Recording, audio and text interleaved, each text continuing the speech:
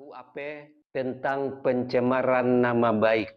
Pasal 311 KUHP tentang fitnah. Karena tuduhan tetap disebarkan, meski mengetahui bahwa kebenarannya tidak terbukti. Dan dalam konteks penyebarannya melalui ruang digital, perbuatan ini juga memenuhi unsur pasal 27 ayat dalam kurung 3 Jo pasal 45 Undang-Undang ITE tentang distribusi informasi yang menyerang kehormatan dan nama baik. Lalu Roy terdiam dengan wajah pucat dan hakim menatap Roy dengan wajah tajam.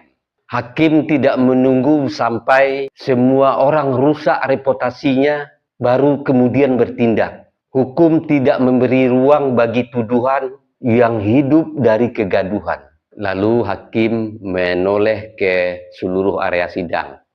Ini contohnya. Inilah ilustrasi persidangan.